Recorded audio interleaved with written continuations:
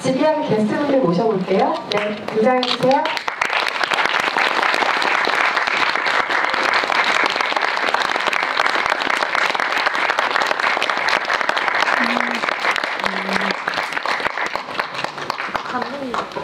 앉으시면 됩니다.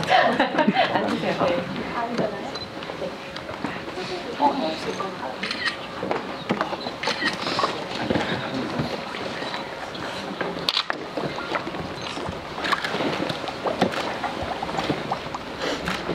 아늑한 공간에서 이렇게 도란도란 만나니까 진짜 집들이하는 거 되게 좋네요. 오늘 재밌는 이야기 나눴으면 좋겠고요. 관객 여러분들께 인사 한 말씀씩 해주시고 저희 본격적으로 관객과의 시작하겠습니다. 감독님부터 해주실까요? 이렇게 올까요? 네.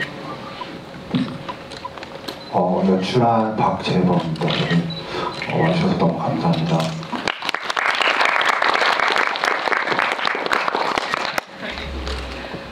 네, 안녕하세요. 저는 경란 역할을 맡은 공민정이라고 합니다. 저 2시 나오는데 이런 자리에 초대해 주셔서 감사합니다. 2시 나오는데 안녕하세요. 엄마 역할 맡은 서영아라고 합니다. 만나 뵙게 돼서 반갑습니다. 네, 안녕하세요. 은사 역으로 출연한 이유영입니다. 반갑습니다. 네, 진철 역할의 강신일입니다. 반갑습니다.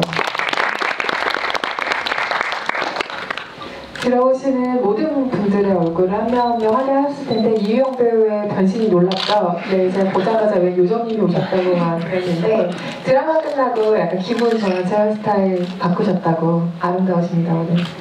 네, 기획 전환으로 바꿨는데 오늘 마침 개봉날에 맞춰서 바꾸고 왔습니다. 개봉 때문에 바꾼 걸로 하죠 그러면. 그럼요. 개봉 때문에. 네, 집이할 때 어떻게 보셨는지 궁금해요. 근데 집을 좀 오랜만에 다르게 바라보긴 하는, 그러니까 우리가 집을 생각하면 요즘은 부동산이랑 관련해서 생각할 일이 너무 많아가지고 좀 떠올렸을 때 마냥 포근하고 기분 좋은 어떤 대상이 아닐 때도 많은데 이 영화는 좀 인생이 담긴 공간으로 가치 있는 무언가를 바라본 따뜻한 시선 때문에 너무 저도 좋게 영화를 봤던 기억이 있습니다. 아주 따뜻한 영화를 만나게 된 것 같고요. 이유영 배우님께 먼저 질문을 드려보고 싶은 게 있어요. 우리가 이 은서라는 인물을 만나게 되는 게 집을 보러 다니는 모습으로 처음 만나잖아요. 근데 묘하게 별로 간절해 보이지가 않는 인상이 있더라고요. 그러니까 나가야 될 날짜는 정해져 있는 것 같은데 저기 아니면 안 돼요 이런 모습이 아니고 공인중개사 결국에는 아가씨가 찾는 집은 내가 찾을 수 없다라는 식의 말도 하잖아요. 그러니까 뭔가 어떤 집을 찾고 저런 마음으로 다니는 걸까 하는 궁금증으로 이 영화의 문을 열었던 기억이 나거든요. 그래서 그때부터 아마 인천 집에 들어갈 생각을 좀 하고 있었나? 이런 생각이 드는 표정이어서 어떤 마음으로 은사가 집을 보러 다녔는지 이야기를 좀 해주시면 좋을 것 같아요. 제 생각에는 아빠 집에 들어갈 생각은 전혀 없었던 것 같아요. 처음부터 정말 어쩔 수 없이 아빠 집에 들어간 게 아닐까 생각하고 저도 감독님한테 그 질문을 했었던 것 같아요. 왜 은서가 대체 어떤 집을 원하는 거냐, 왜 어떤 집에서 살고 싶은 거냐라고 감독님한테 여쭤봤었는데 답이 뭐였죠? 그 고민이 되게 많이 했었던 것 같아요. 그러니까 어떤 이유가 있어서 집에 들어가는 건 아닌 것 같고 은서가 찾고 싶은 집 자체가 그러니까 자기 안에서 뭔가 원하는 게 있으면은 그걸 충족시켜줄 수 있는 공간에 들어갈 수 있는데 그거 자체를 자기가 모르는 상태를 좀 담고 싶었어요. 그래서 이영 배우님한테는 일부러 얘기를 안 하고 때문인지 얘기를 안 하고 이영 배우님도 모르는 상태에서 그 모습을 담기 위해서 그래서 뭐 다른 이유가 있거나 이런 것들은 아니었고 오히려 배우님이 조금 자기도 그 이유를 모르겠다라는 걸 되게 자연스럽게 담기 위해서 연출했던 것 같습니다. 제가 좀 간절해 보이지 않는다고 표현했던 인상이 바로 그런 모습이 노가는 인상이 아니었을까 싶어요. 집을 구해보신 분이라면 알겠지만 엄청 간절하잖아요. 막 이 집이 내 집 됐으면 좋겠고 가격 좀 깎아줬으면 좋겠고 이런 기본적인 태도들이 있는데 은정이 그게 보이지 않아서 어떤 집 이야기를 들려줄 주인공일까 하는 궁금증으로 이야기 빨려 들어가게 되는 시작점인데요. 그 강신일 배우님이 연기하신 아버지는 직업적인 어떤 자세도 그렇고 가족을 대하는 모습도 고집스러운 면이 굉장히 많은 아버지이잖아요. 진철이라는 캐릭터가. 근데 최근에 좀 재미있었던 게 강신일 배우님은 전 항상 특정 직업군의 전문직으으로 기억을 많이 하고 있는데 관장, 교장, 아니면 국장, 태국 블랙머니 수사관을 또 연기하셨기 때문에 그렇게 좀 직업적인 무언가가 두드러진 역할을 맡았다가 아버지를 전면에 내세운 캐릭터 연기하시는 거 보니까 너무 반갑더라고요. 배우님은 어떠셨어요? 반가운 캐릭터이셨나요? 저는 무척 반갑고 굉장히 감사했습니다. 그동안 해왔던 영화나 캐릭터나 너무나 강직하고 우직하고 좀 세 보이는 그런 영화 캐릭터였었는데 그런 사람에게 이런 따뜻한 역할을 제안한 그 감독님과 작가님께 저는 너무너무 감사드리고요. 두 분의 해안에 감탄할 뿐입니다. 사실은 그 부산에서도 집유를 했었고 언론 시사회를 통해서도 여러 차례 인터뷰도 하고 그랬는데요. 저는 이 영화를 일반 관객들이 보시고 어떤 느낌이었을까 사실은 얘기를 더 듣고 싶어요. 제가 얘기하는 것보다. 지금 앉아 계신 분들 소감이나 이 영화에 대한 느낌, 감상평 오히려 거꾸로 그런 걸 듣고 싶은데 안 되겠죠? 일단 관객 질문 시간에 아마 조금씩 해주시지 않을까 싶고요. 자세한 이야기는 오늘 돌아가신 뒤에 집에서 뭐 SNS나 이런 것들 통해서 알려주시지 않을까라는 생각도 들고요. 그 이효영 배우가 얘기한 은서 같은 경우는 엄마와 언니도 이 캐릭터를 어느 정도 좀 믿고 있잖아요. 그러니까 넌 아빠 잘 따랐으니까 아빠랑 넌 연락하겠지 뭐 이렇게 잠정적으로 거의 확신을 딱 해버리는 인물인데 은서는 아빠를 왜 그렇게 따랐을까요? 그러니까 완전히 따른 건 아니지만 어쨌든 완전히 인연을 끊어버린 유일한 가족은 아닌 거잖아요. 은서의 마음이 되게 궁금해지는 지점이었거든요. 그냥 어렸을 때부터 엄마랑 언니가 얘기했던 것처럼 어렸을 때 유난히 아빠를 잘 따랐던 은서였다고 생각했는데 어렸을 때부터 이게 나이가 들면서 성인이 되고 독립을 하면서부터 왜 따랐냐고요? 어렸을 때? 그런 것보다 그냥 아빠를 바라보는 마음이 어땠을지가 되게 미워하고 되게 사랑하고 하는 되게 복합적인 마음이었을 것 같긴 한데 네, 아빠를 오랜만에 만난 거고 좀 은서는 평소에 아빠한테 밉다기보다는 답답한 마음이 좀 많았던 것 같아요. 다른 엄마도 이제 다른 사람이랑 결혼해서 잘 살고 있고 언니도 이렇게 잘 살고 근데 왜 아빠는 그 집에서 못 벗어나서 상도는 집에서 또 어떻게 보면은 어린 은서한테는 좀 너무 고지식해 보일 수도 있고 좀 그런 면이 많이 답답해서 어쩔 도리가 없고 아빠를 변화시킬 수 없잖아요. 그러다 보니까 조금씩 멀어진 게 아닐까 하는 생각이 그런 생각을 했어요. 하지만 뭔가 마음 한구석엔 계속 뭔가 박혀있는 아버지에 대한 무언가가 있고 정말 딸들과 아버지의 관계를 어떻게 이렇게 잘 그린 영화가 있지라는 생각을 영화를 보면서 내내 했었는데요. 말씀하신 것처럼 그 진철이라는 인물이 살고 있는 집이 가족이 다 같이 살다가 이제는 이 진철이라는 캐릭터는 거의 화석처럼 혼자 남아버린 집이잖아요. 근데 그 진철의 역사를 쭉 생각하고 실제 그 세트에 갔을 때 마음이 굉장히 이상하셨을 것 같아요. 처음에 딱 들어갔던 순간의 기분이 어땠는지 혹시 기억하세요? 강신희 배우.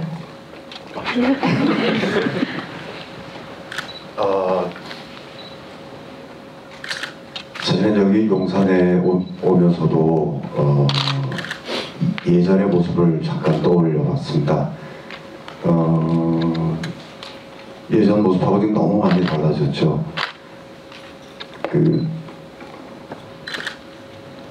그래도 아직 2층, 3층 아직 오래된 건물들이 큰 대로변에 몇 건물이 있던데 그걸 보면서 그 주위에 수십 층 높이의 아주 커다란 대형 빌딩들 들어선 것과 비교해서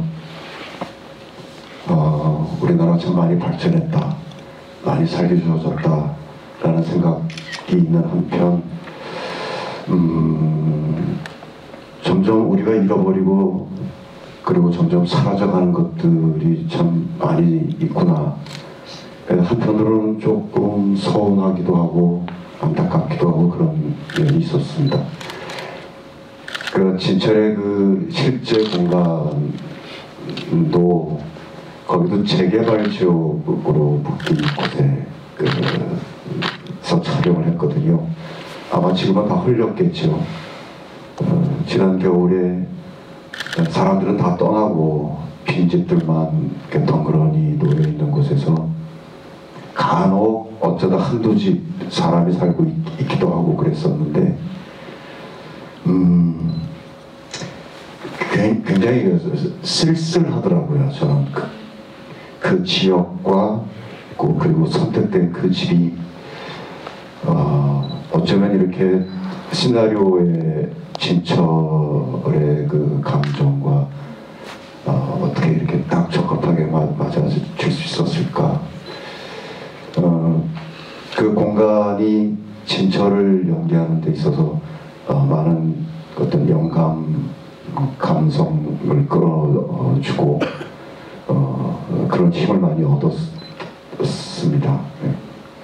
제가 세트라는 표현을 썼지만 이 영화에는 세트가 없고요. 전부 로케이션으로 촬영을 하신 걸로 알고 있는데 그 언니의 아파트 안까지는 우리가 영화를 통해서 볼 수가 없지만 되게 다른 형태의 집들이 계속 나오잖아요. 진철과 은서가 같이 살아가는 그 집의 모습이 보이고 그거는 단독주택의 뭔가 형태이겠죠. 마당이 있는, 그리고 친구가 사는 지하 원룸, 반지하 원룸, 젊은 세대에 굉장히 익숙한 공간이 있고, 엄마가 또 사는 한 번쯤 굉장히 살아보고픈 바닷가 앞에 한 예쁜 집 같은 굉장히 여러 가지의 집들이 나오고, 아파트라는 정서가 계속 이 영화 안에 머물고 있는 어떤 정서 중에 하나인데, 감독님께서 그 공간들을 하나하나 찾아다니는 과정들도 굉장히 흥미로웠을 것 같고, 처음 봤을 때 가장 기억에 많이 남는 공간도 있었을 것 같아요. 그 여러 공간 중에 지금 딱 어떤 공간을 만났을 때가 제일 많이 생각이 나세요? 저희가 맨 처음에 세트를 지으려고 했었는데 예산이 없어서 세트를 지을 수가 없어가지고 실제로 찾자라고 해서 많이 돌아다녔었는데, 제일 기억에 남는 건 역시 진철의 집 그리고 제주도의 미자의 집이었던 것 같아요. 진철의 집 같은 경우는 아까 선배님께서 말씀해 주셨는데 실제 재개발 지역이었고, 얼마 전에 갔었는데 이제 아예 들어갈 수가 없게끔 이렇게 그 폴리스 라인 같은 거 있잖아요. 그게 쳐져 있더라고요. 그래서 안에는 확인을 못하고 돌아왔었는데, 거기 처음 갔을 때 가구도 하나도 없고, 심지어 저희 촬영할 때 물도 안 나오고 전기도 안 나오고 가스도 안 됐었어요. 그래서 아예 그냥 모든 게 차단되어 있는 집이고 가구도 하나도 없었는데, 벽을 이렇게 봤는데 이제 어떻게 이 집에서 살았겠구나라는 느낌들이 더 느껴지는 거예요. 그 공간이 이렇게 가구가 있었던 곳이 여기는 장롱이 있었을 것 같고 하는 게 이렇게 때처럼 이렇게 묻어 있는데, 그 공간이 되게 좋아서 이 공간에서 언젠가 누군가 살았겠구나 라는 생각도 들고, 그래서 되게 마음에 들었었고, 실제로 나중에 얘기 들은 걸로는 그 집에 살던 가족들도 아파트를 구해서 이사를 갔다는 얘기를 들었어요. 그래서 되게 기분 좋더라고요, 뭔가.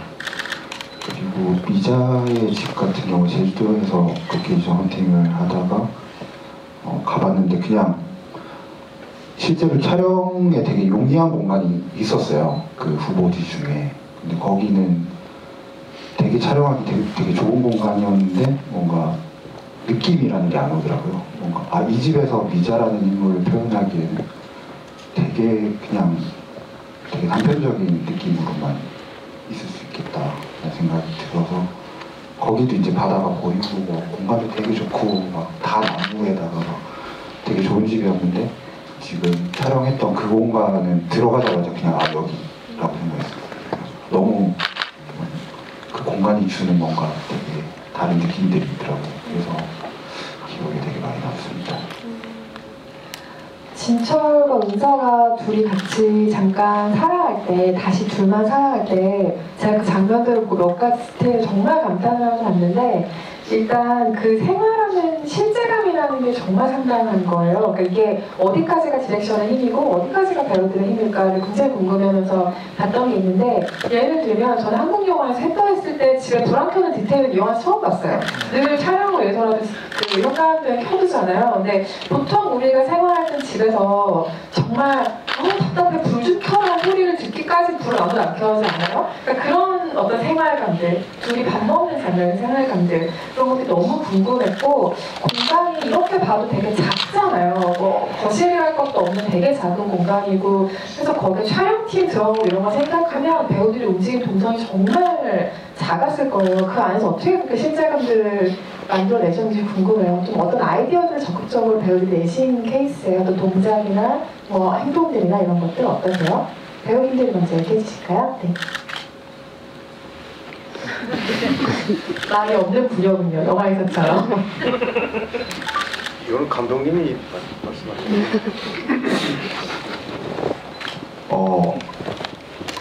저는 한 게 없고요. 다 배우분들이 너무 잘해주시고 그래서 이건 진짜 거짓말이 아니라 정말 그랬었고 동선 같은 것도 그냥 워낙 좁아서 되게 불편했을 텐데 되게 잘 해주시더라고요. 그냥. 그래서 저는 뭐 한 게 없고 불 안 켜는 거는 조명 감독님이랑 촬영 감독님이랑 되게 고민을 많이 했었어요. 그러니까 우리가 흔히 보는 영화에서 방에 다 조명이 켜있잖아요. 알게 모르게. 근데 이 영화는 어디까지 어두울 수 있을까를 되게 고민을 많이 하고 찍었었거든요. 실제로 집 자체에 빛이 들어오지 않기도 하고 그래서 어디까지 어둡게 찍을 수 있을까를 좀 정해놓고 거기를 기준으로 이제 역산을 했던 그런 그렇게 해서 계획을 해서 찍었었고 제일 밝은 것부터 제일 어두운 것까지 그 다음에 뭐였죠? 공간이 너무 좁아서 일단 촬영 감독이 이제 이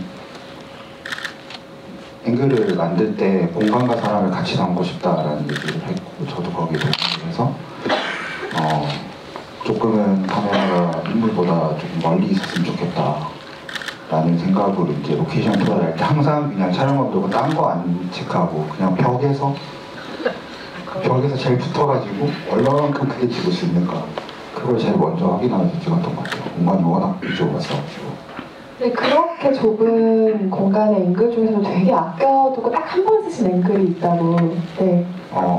집 자체가 되게 어둡잖아요. 실제로 집에 들어오는 광원이라고 하면 그 현관에서 들어오는 빛인데 카메라를 이제 현관에서 등지고 찍으면 집이 되게 어둡잖아요. 근데 그 반대로 찍으면 그러니까 현관을 마주보고 찍으면 집이 되게 밝게 보이는데 그 마지막에 라면을 은서가 혼자 먹는 씬에서 뒤에 이렇게 빛이 이렇게 들어오는 거를 촬영 감독이 컨티에서 꼭 이거는 찍고 싶다. 그래서 이것도 역산으로 이 컷을 찍고 싶어서 이 영화에서 이 컷은 그 방향으로 찍는 건 한 번도 안 쓰고 그냥 거기에서만 딱 찍고 싶다라고 해서 되게 아껴두고 찍었어요.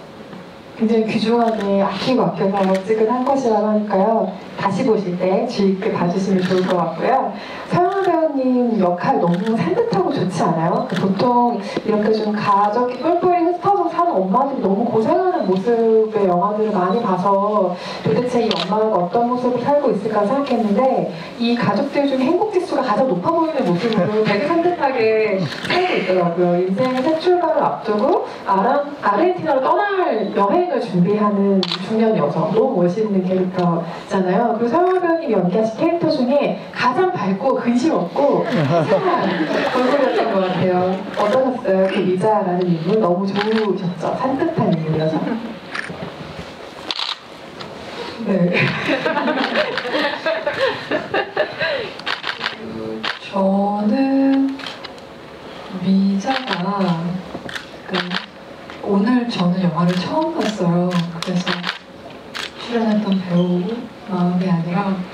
관객 마음으로 봤는데 그런 생각이 들었어요. 미자도 뭐 진철이나 은서나 은주나 다른 캐릭터의 다른 버전이라는 생각이 들었고요. 그러니까 딱히 구분지어서 그 중에서 가장 행복하고 산뜻하다라는 느낌보다는, 그리고 연기할 때도 그런 비슷한 마음이었었던 것 같아요. 그리고 그러니까 미자가 떠날 수 있었었던 건 진철이 그 집에 버티고 있기 때문에가 아니었을까. 뭐 그런 오늘 관객 마음으로 봐서 그 여러 캐릭터들을 한꺼번에 봐서 생각도 그만큼 많았었던 것 같아요. 그러니까 미자도 다른 가족들하고 다르지 않다. 그 다음에 진철이 혹은 그 집이 거기에 있었기 때문에 미자도 떠날 수 있었고, 그리고 어쨌든 여행은 여행이고 다시 집으로 돌아올 곳이고 그 집이 어떤 집이든지 간에 진철이 살던 집이건 혹은 제주도 집이건 간에 결국엔 돌아온다. 그런 생각을 가지고 봤었던 것 같아요. 엄마가 몇이 안 나온다 아까 인사할 때 잠깐 말씀하셨는데 굉장히 핵심적인 대사들을 하는 캐릭터죠. 그러니까 딸의 오피스텔에 와서 하는 말들이 사실은 이 영화의 핵심을 다 찌르고 있는 말들이더라고요. 뭐 얼른 떠나라는 것 같잖아 라는 것도 사실은 엄마의 대사고, 창문을 달면 영원히 거기 살아야 된다고 싫다더라 라는 아빠의 마음을 전달해주는 것도 엄마고, 아빠랑 그 집이 참 닮았다 라고 말해주는 것도 결국에는 엄마인데요. 그게 딸과 있었던 그 잠깐 오피스텔에서 다 쏟아내는 말들이에요. 그래서 그 촬영의 기억이 되게 좋게 남아 있으실 것 같아요. 어떠세요? 세영아 배우님. 네. 촬영 때는 제가 무슨 말을 하는지 몰랐었던 것 같아요. 그러니까 오늘에야 비로소 아 내가 저런 말을 했었었구나 알게 됐었고, 그래서 자꾸 그 질문해 주신 거에 다른 얘기를 관객 모드로 배운 모드가 아니라, 그래서 죄송하기는 한데 아 내가 저렇게 근사한 말을 했었구나, 저렇게 핵심이 되는 말을 했었구나. 근데 연기를 하는 그 순간에는 그냥 일상의 다른 말들이랑 별로 다른, 그러니까 혹은 시적인 혹은 의미가 있는 그런 말이라는 생각 없이 그냥 내 마음을 얘기했었던 거고, 근데 관객으로 보니 굉장히 근사한 말이었구나 그런 생각이 들었습니다. 공민정 배우가 연기한 친구도, 경란이라는 절친도 정말 딱 두 씬 나오지만 되게 핵심적인 말을 또 해요. 정부치고 살면 그게 내 집이지 라는 명대사를 하는데, 실제로 집이나 공간에 대한 공민정 배우님의 개인적인 생각은 어떠세요? 실제로도 그 캐릭터의 생각과 비슷하세요? 집에 대한 공간이요? 정부치고 살면 그게 뭐 내 집이지 라는 경란의 말과 본인의 생각이 좀 비슷한가요? 집을 가져본 적이 없어서 집에 대한 욕망이 막 이렇게 있을 수 있겠다. 집에는 그냥 빨리 정부치고 살 집이 있었으면 좋겠다 이런 마음이어서 사실 집에 관해서 많이 생각을 안 해봤는데, 경란이를 하면서 정부치고 살면 거기가 내 집이구나 라는 마음을 느끼면서 연기를 했습니다.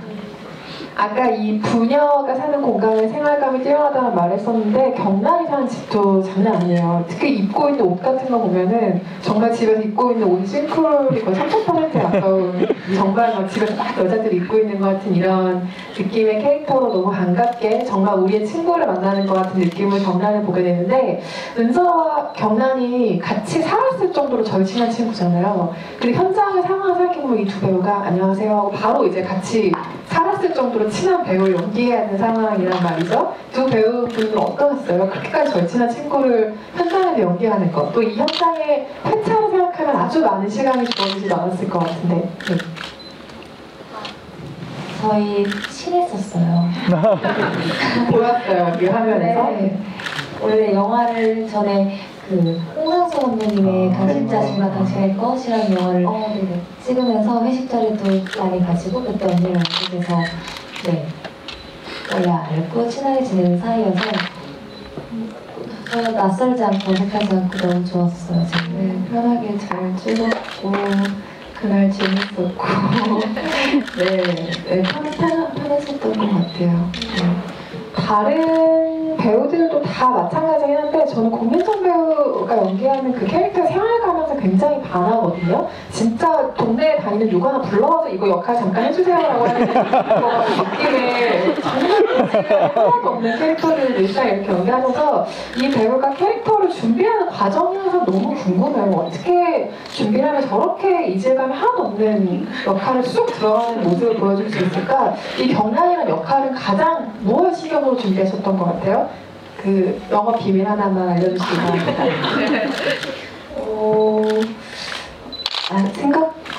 그냥 감독님과 이제 작가님 생각을 들었고 경란이는 자유분방하고 잘 떠나고 언제든지 떠날 수 있지만 자기 중심이 있는 인물이라고 생각을 했어요. 그래서 저도 그런 면이 있거든요. 그래서 제가 언제 그랬는지 그리고 제가 갖고 있는 지점들을 좀 많이 생각해 봤던 것 같아요. 그래서 네, 그때 그리고 아무튼 저는 약간 저를 좀 많이 되돌아보면서 생각하는 타입이어서 네, 그냥 하는 건데 잘 모르겠어요. 그냥 대사가 너무 잘 써져 있고 네, 그냥 별 생각 없이 했는데 감사합니다. 잘하는 사람들은 늘 저렇게 얘기하더라고요. 그냥 한 거라고. 담당하셨고 이 스크립트를, 이 시나리오를 영상을 잘 옮기신 게 박정훈님의 연출인데 두 분이 이런 생각을 하셨다는 게 저는 이 포인트가 되게 재밌었어요. 부모님 집에 가면 내 자리가 항상 남아있는데 내가 사는 집에는 부모님의 공간을 남겨두지 않는다 라는 생각을 두 분이 하셨다고 하더라고요. 그 생각이 되게 재미있었는데 떠오르신 계기가 있어요? 제가 떠올린 건 아니고 작가님께서 집을 찾다가 너무 집이 안 찾아지니까 혼자 카페에 앉아가지고 이제 제가 몇 번 이사를 했지 하면서 이제 숫자를 세기 시작했는데 24번 이사를 했다고 하더라고요. 그래서 내가 24번을 정착을 하려고 했는데 24번을 떠났구나 라는 생각이 들면서 집을 떠나는 건가? 라는 생각이 들어서 이제 글을 쓰기 시작했었고 저는 그 쓴 글을 읽었었어요. 근데 거기에 이제 그 문장이 있었는데 그러니까 부모님은 집을 옮기면 나의 공간 항상 마련해 두셨는데 정확한 원인이 기억나면 안 나는데 나는 내 집에 액자 정도의 공간만 부모님의 공간으로 이제 남겨주고 있다라는 얘기가 그 글에 써 있었고 그게 되게 마음에 들었어요. 실제 제 얘기이기도 하고 그래서 되게 공감을 했었던 거고 같이 생각한 건 아니고요.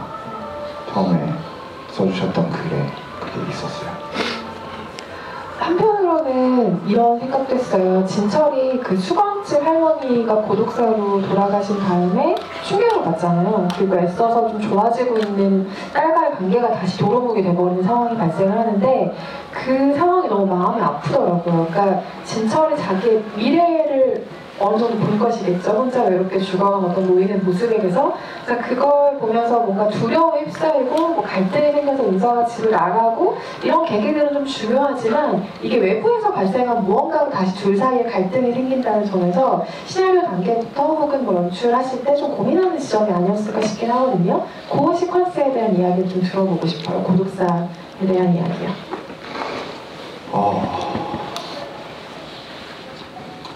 되게 그런 거를 이제 표현하기가 좀 힘들잖아요. 그러니까 쉽게 표현할 수 있는 것도 아니고 그래서 되게 고민도 많이 했었고 어디까지 보여줘야 되고 어디까지 이제 과연 내가 해도 되는 건가라는 생각도 되게 많이 했었거든요. 그 진철의 어떤 결정을 하기 위한 감정에 되게 필요했었던 부분들이어서 하게 됐고 뭔가 특별한 이유라기보다는 저도 비슷한 경험을 하나 했던 게 제가 옛날에 살던 집에 이제 옆집에 이제 노인분이 혼자 사셨는데 경찰이 와서 저한테 이제 물어보는 거예요. 뭐 왕래가 있었냐? 그래서 전 전혀 없었거든요. 그래서 없었다. 왜 그러냐 그랬더니 아무것도 아니다라고 하고 그냥 갔는데 나중에 보니까 그분은 이제 혼자 돌아가셨어요.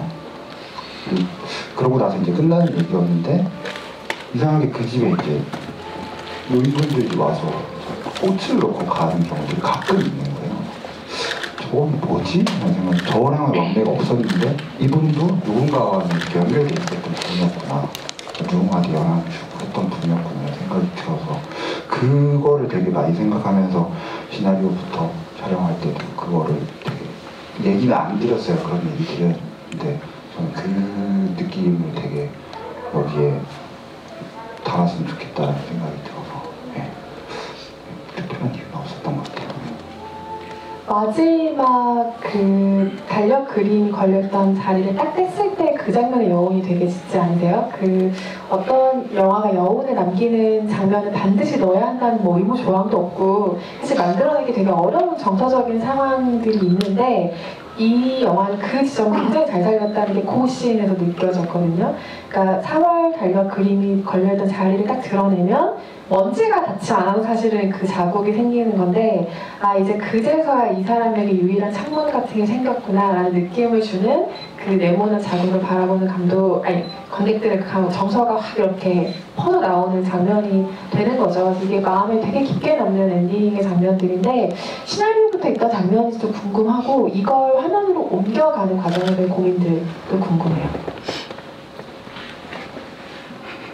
시나리오 있었고요. 원래 시나리오에 있었고 시나리오를 계속 이제 탈고르 헤이지 시나리오를 읽으면서 그냥 너무 명확한 거라서 그렇게 걱정을 안 하고 있다가 막상 이제 콘티를 짜기 시작하고 촬영을 들어가고 미술 감독님이랑 얘기를 하기 시작하면서 좀 고민이 생겼던 게 이게 너무 하향을 좀 이상한 거죠. 그러니까 현실적으로 이거를 어느 정도로 만드느냐 이게 되게 고민이 많았어요. 오히려 나중에 생각하게 된 건 이게 되게 문학적이었구나, 이 시나리오에 담겨있는 이 장문이라는 게 되게 문학적이었구나 라는 생각이 들어서 현실적으로 되게 자연스럽게 보이는 게 되게 어려웠었고 그리고 막 얘기해도 되는 거죠? 네.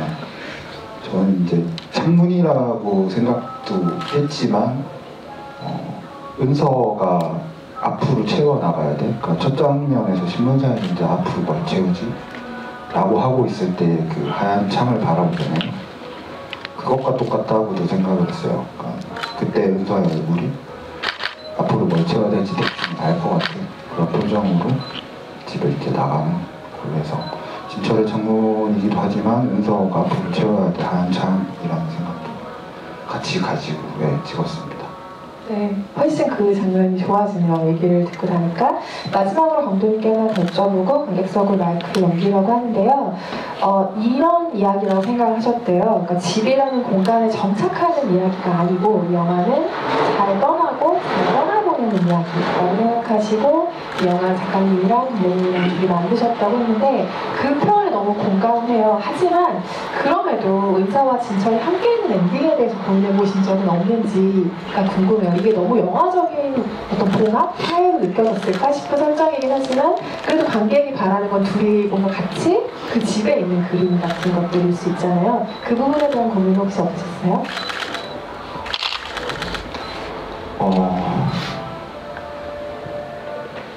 네, 그건 없었고 그러니까 그런 건 있었어요. 약간 작가님이 글을 쓰시다가 진짜 안 죽으면 안 될까? 라는 얘기를 갑자기 하는 거예요. 그래서 그러면 얘기가 안 끝나지 않아? 라고 했더니 이제 죄책감이 드는 거죠.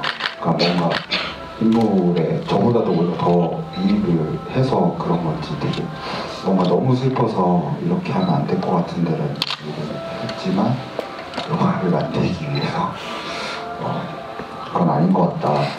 그렇고 저는 그게 뭐 마지막에 같이 있는 장면을 찍는 것도 물론 좋은데 이 영화를 통해서 하고 싶었던 얘기는 잘 떠나보내는 얘기를 하고 싶었어요. 뭔가 우리가 막 만나기도 하고 이별하기도 하고 하는데 그 속에서 만나면 되게 잘하려고 하는데 이별은 뭔가 너무 갑작스러워가지고 잘 이별하지 못하는 경우들이 많다고 생각을 해요. 이게 뭐 연인일 수도 있고 가족일 수도 있고 그다음 여러 가지가 있을 수 있고 친구일 수도 있고 근데 그거를 좀 잘 했으면 좋겠다라는 마음에서 지은 거라서 이런 엔딩이 됐습니다. 감독님의 판단으로 돌아가시게 된 거라고 합니다. 안 돌아가실 수도 있었는데. 네, 관객석을 마이크 넘겨볼까요? 지원기실 관객분 손들어 주시면 마이크 전달해 드릴게요. 둘째 줄에 계신 관객분에게 먼저 전달해 드리겠습니다.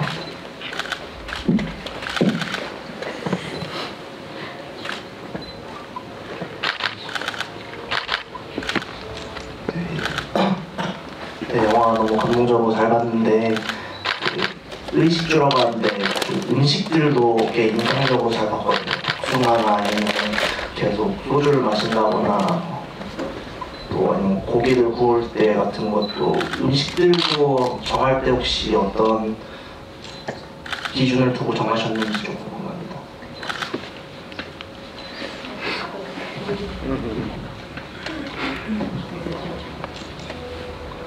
음식은 어떤 기준이라기보다 일상적인 음식이었으면 좋겠다는 생각을 많이 했었고, 뭐 이렇게 얘기하면 되게 책임할 수도 있는데 시나리오 있었어요. 근데 저는 이제 제가 글을 쓰지 않았기 때문에 작가님한테 항상 물어보는 건 왜 이 음식이야? 얘기를 항상 물어보고 거기에 대한 답변 대답들을 계속 들어왔기 때문에 저도 이제 동일하고 찍은 건데, 되게 일상적인 거, 뭔가 특별한 거, 이런 것들을 되게, 일단 일상적인 음식들 속에서 그 안에 추억들이 들어가면 특별해질 수 있잖아요. 그러니까, 제 개인 기준일 수 있는데, 랍스타는 되게 특별한 음식인데, 김치는 아니잖아요. 근데 그 김치에 진철에 뭔가가 들어가면서 되게 기억에 남는 음식이 되고, 라면도 그냥 일반적인 라면인데, 언니가 보내준 라면, 그리고 언니가 만든 라면이라는 게 들어가서 특별해지는 거거든요. 그래서 일상적인 것에 뭔가가 들어가서 되게 특별한 음식이 됐으면 좋겠다는 생각을 만들었습니다. 그 집에 복숭아 나무가 있었다는 설정은 아닌 거죠? 네네, 그런 건 아니고, 이제 자료조사하다가 이제 그 지역이 이제 옛날에 복숭아가 이렇게 복숭아 밭이 있는 지역이었는데, 인천 부천이 되게 유명하잖아요, 복숭아가. 특히 소사 이런 데 유명했었는데, 거기가 이제 시대가 흐르고 나무들이 다 밭이 없어지고 다 아파트들이 들어왔었거든요. 실제로 소사 복숭아 축제도 저희가 갔다 왔는데 되게 재밌어요. 그 여중학교에서 이제 축제를 하는데 거기를 이제 둘러싸고는 되게 오래된 주택들이 있고, 조금 이렇게 멀리는 이제 연립주택 같은 조금 한 30명 정도 된 건물들이 있고, 거기를 둘러싸고 있는 되게 낡은 아파트도 있고, 저 멀리는 새 아파트, 그 다음 그 더 멀리는 아파트 짓고 있어요. 그러니까 그게 한눈에 볼 수 있는 공간이더라고요. 근데 여기는 언젠가는 복숭아 밭이었겠구나 라는 생각을 하면서, 네, 왜 얘기가 되지? 말씀하신 축제는 부천의 복사골 축제죠. 저도 잘 알고 있습니다. 부모님들이 부천이어가지고. 네, 갑자기 TMI를. 네, 다음 질문 또 받아볼게요. 좀 중앙혈에 계신 관객분께 먼저 드릴까요?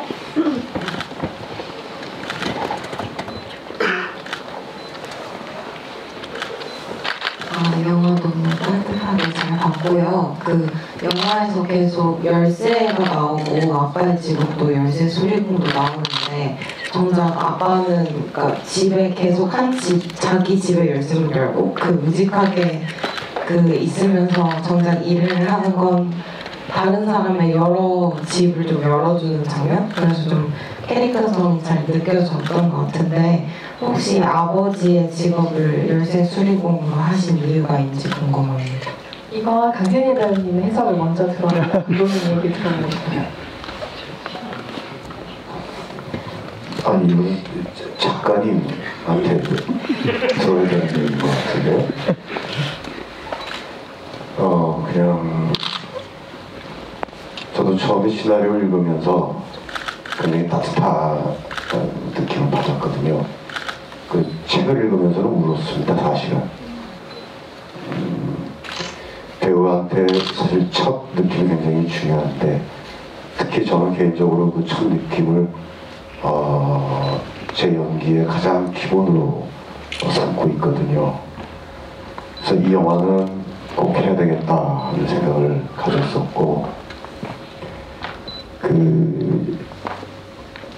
결국 가족과 소통하지 못하는 아버지, 결국 그렇게 떠나가는 아버지의 모습과 시대가 계속 발전하고 변화하는 그 와중에도 전자키가 아닌 아날로그 열쇠를 계속 고집하고 있는 그 직업이 상징적으로 다가오더라고요, 저한테는. 뭐 늘 작가님도 그렇고 감독님도 다 인터뷰 때 하신 말씀인데, 정작 남의 문은 열고 가족을 향해서 자기의 마음의 문을 열지 못하는 그런 것을 주기적으로 보여주는 것이 아닐까. 그래서 더 가슴이 이 책을 읽으면서 더 저렸던 것 같아요.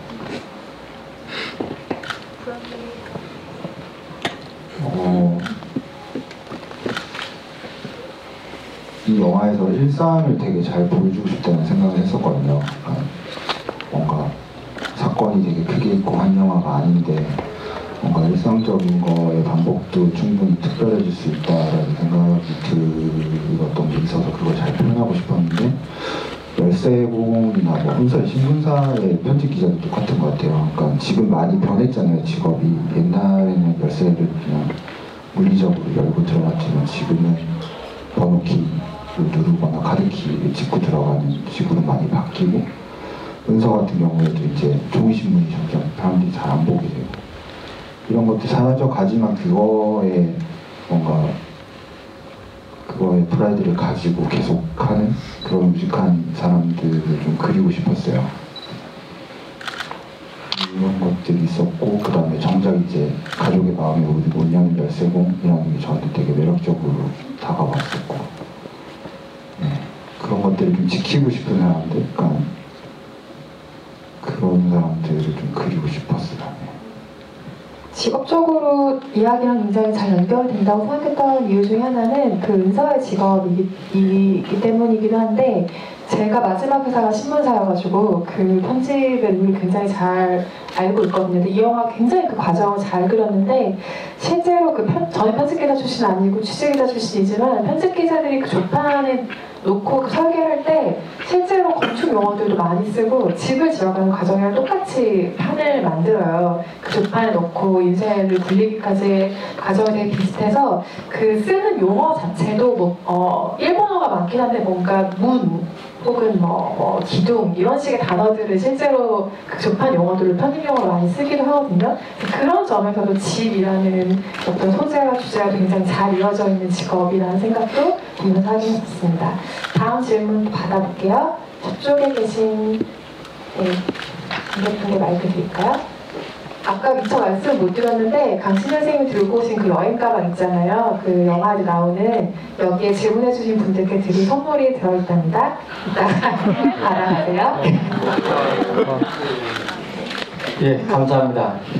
제가 오늘 영화를 3편을 봤는데, 오늘 졸지 않고 영화를 끝까지 보게 돼서 너무나 영광입니다. 저는 이제 이 주인공과 제가 너무나 공감대가 형성돼 있기 때문에 졸지 않았다고 생각하는데, 이 영화를 보면서 제가 느끼는 거는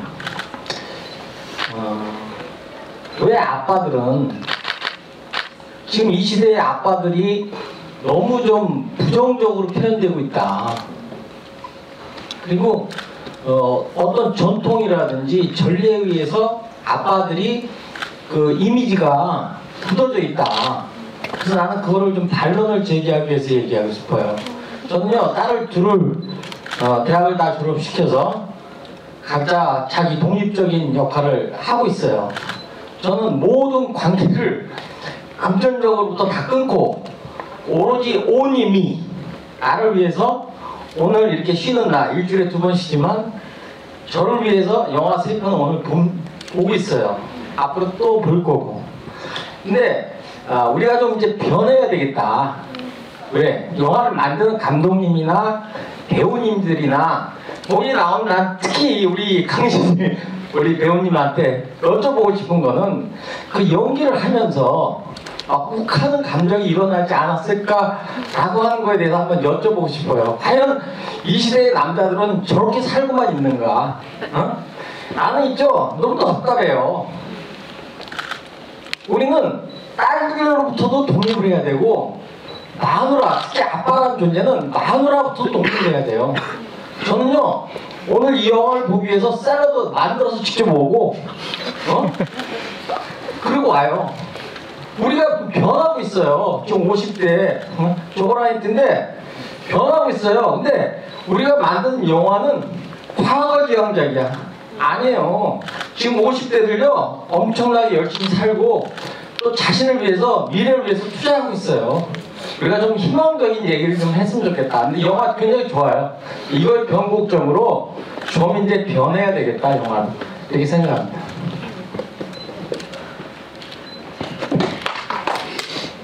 제가 얘기해야 되는 거죠? 네, 좋으신 말씀입니다. 저도 자식이 셋이 있고 저도 제 아이들을 키울 때 굉장히 독립적으로 살도록 그렇게 유도하고 그랬다고 자부를 하는데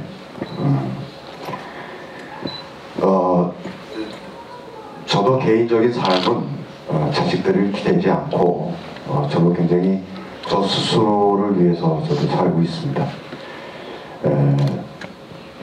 저렇게 보수적이지 않고 굉장히 진취적인 사람입니다.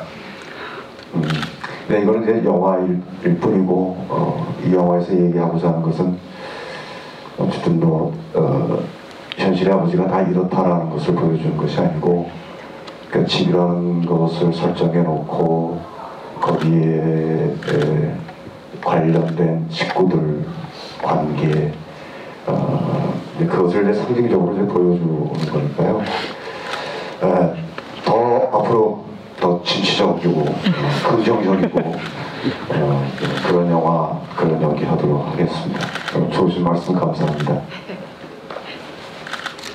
네, 다른 많은 한국 영화의 색다른 아버지 상들 아니면 요새 시대를 잘 반영한 아버지 상들도 많이 지적처럼 나왔으면 좋겠습니다. 감사하고요. 다음 질문 받아볼게요.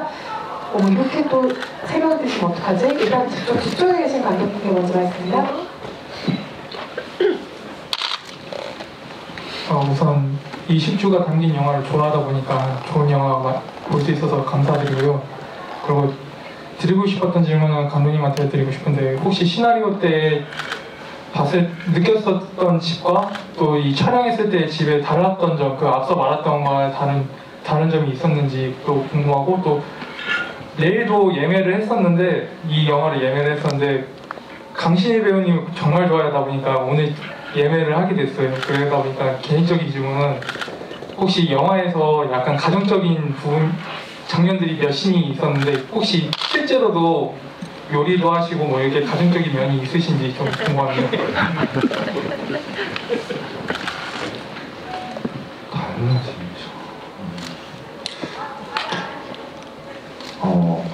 저희가 저예산 영화다 보니까 시나리오에서 많이 달라질 수가 없는 환경이긴 했어요. 그래서 우리 시나리오는 되게 많이 바뀌었었거든요. 뭔가 엔딩이 바뀌거나 중간에 이제 여러 가지가 바뀌었는데 이 얘기를 해도 되는지 잘 모르겠는데 원래는 시나리오 중에 그런 버전도 있었어요. 그러니까 진철이 미자의 집에 들어가는 버전도 있었어요. 그리고 딸 집에 이제 들어갔다 왔다는 설정이 있기 때문에 미자의 집도 은서를 통해서 들어가는 버전도 있었고요.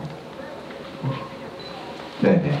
그래서 여러 가지 버전들이 있었는데 실제로 이제 시나리오가 픽스가 되고 나서는 거의 달라진 건 별로 없는 것 같아요.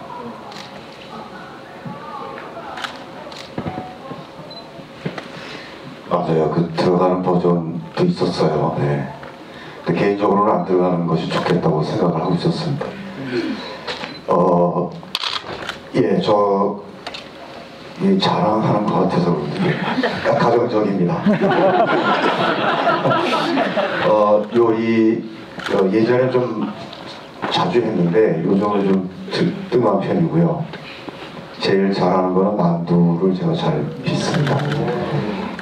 예, 들고 올 걸.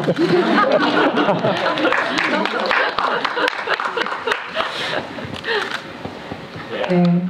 여러분 오늘 요리를 잘하시고 가정적이시고 자녀분들을 진취적으로 키우시는 박신혜 배우님과 함께하고 계십니다. 다음 질문 또 받아볼게요. 네, 저 앞쪽에 계신 분 먼저 드릴게요.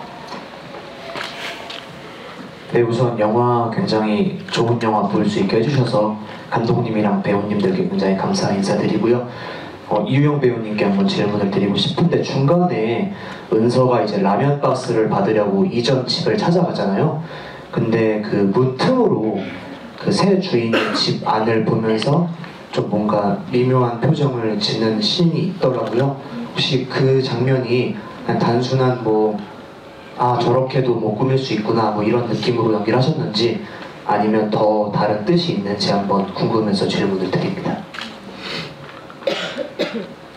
저는 되게 단순하게 생각했어요. 그냥 내가 예전에 살던 집을 남이 살고 있는데 어떻게 다르게 꾸며놓고 살고 있는지, 그리고 내가 살 때는 되게 멋있지도 않고 그냥 좀 건조하고 삭막한 공간이었던 것 같은데, 다른 예쁜 여자애가 사는 집은 되게 예쁘게 꾸며놓기까지 했네, 이런 마음일 거라고 생각을 했어요. 그리고 그거를 이제 대놓고 이렇게 구경하는 게 조금 창피하니까 몰래 보는 거라고 단순하게 생각했는데, 근데 저는 모르고 연기한 부분이 너무 많아서 혹시 감독님이 생각하시는 거? 네. 맞죠.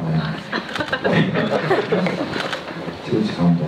제가 뭔가 그 배우분을 못 믿는 건 아닌데, 뭔가 그 배우분을 못 믿으면 같이 작업을 안 했을 텐데, 그 믿는데 어떤 순간순간에 되게 진짜 날것 같은 것들을 이렇게 담고 싶어서 배우가 설명을 좀 덜했던 부분이 있었어요. 이게 부산 영화제들도 이런 비슷한 질문들이 나와서 내가 되게 사과를 많이 했었는데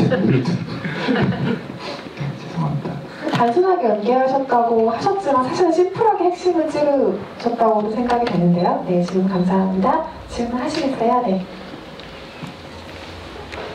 예, 영화 잘 봤습니다. 저기 진철은 보면은 그 무심한 듯하면서 막 이것저것, 그러니까 표현은 안 하지만은 이것저것 많이 챙겨주는데, 은서 캐릭터는 의외로 좀 무신경한 그 캐릭터 같은데, 그럼 그 은서 캐릭터는 왜 그 집을 떠났다고 생각을 하시는지, 그리고 그 진철이 살던 집은 이후에 은서가 어떻게 할 것 같은지 좀 궁금합니다. 그리고 이유영 배우님이 여기 여러 가지 집의 형태가 나오는데 가장 마음에 드는 집의 형태가 있으신지.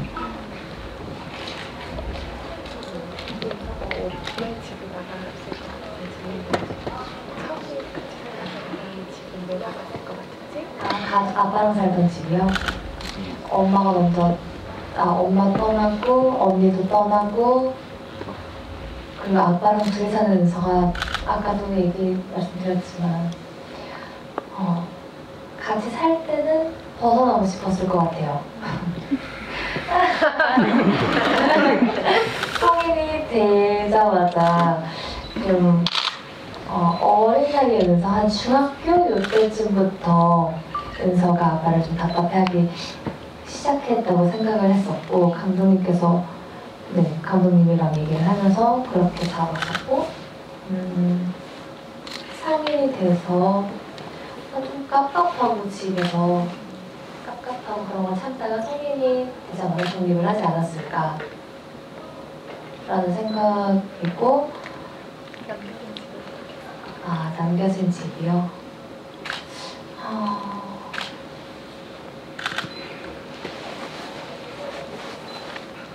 너무 이거는 현실, 너무 이게 잔인한가?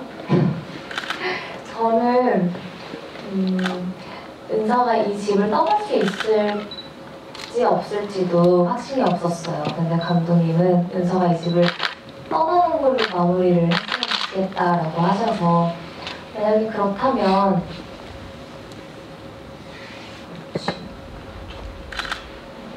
몰라. 모르겠어요. 감독의 의도는 모르겠어요. 저는 한동안이 아니라 저는 뭐 계속 남겨둘 것 같아요. 저라면. 제주도 집이요. 바닷가 앞에 크고 좋은 집, 예쁜 집이요. 시간 관계상 마무리 인사를 하고 자리를 마쳐야 될 것 같은데요. 오늘 질문해 주셨던 분들 꼭 강신현 선생님한테 선물 하나씩 받아가시고요. 오늘 좋은 질문들과 당첨의 시간을 만들어주셔서 너무 감사드리고요. 강신현 배우님부터 오늘 오신 관객 여러분들과 얘기 나누신 소감 그리고 끝인사 한 말씀 부탁드리겠습니다. 영화를 재미있게 봐주셔서 정말 감사드리고요. 지난 겨울 한 달, 두 달 정도 추운 날씨에 우리 감독님 말씀하시는 거 들어보셨죠? 저건. 보통 현장이 굉장히 좀 번잡하고 좀 시끌벅적하고 그런 경우들도 많이 있는데 현장이 너무나 조용했었는데 그 조용한 그 속에 따뜻한 감성을 담아내서 이런 영화를 만들 수 있어서 정말 다행이고 기쁘게 생각하고 여러분들이 같은 마음으로 이 영화를 봐주셔서 너무 고맙습니다. 아시다시피 저희는 작은 영화입니다. 이 영화가 좀 상영관에 오래 걸릴 수 있도록 여러분들 좀 많이 좀 도와주십시오. 좀 더 많은 사람들이 영화를 보고 같은 감성을 느낄 수 있었으면 좋겠습니다. 늦은 시간까지 정말 감사드립니다. 조심히 돌아가십시오. 네, 저희 영화 보러 와주셔서 정말 감사드리고요. 관객분들 얘기도 많이 듣고 싶은데 저희 얘기만 많이 한 것 같아서 죄송스럽고 또 궁금하기도 해서 나중에 또 기회가 되면 얘기할 수 있는 시간이 있었으면 좋겠어요. 얘기 잘 들으셔서 감사합니다. 네, 행복하세요. 여러분들과 함께 오늘 영화 볼 수 있어서 저도 굉장히 좋은 시간이었었고요. 함께 자리해 주셔서 감사합니다. 네, 늦은 시간까지 함께 해주셔서 고맙습니다. 저도 오늘 영화를 제대로 처음 봤는데 진짜 좋더라고요. 너무 재밌게 봤어요. 네, 재밌게 보셨다면 주위 친구분들께 많이 홍보도 해주시고 많이 인차 관련도 해줄 수 있으시면 해주시기 바랍니다. 함께 잘해주셔서 감사합니다. 다음에 또 뵐게요.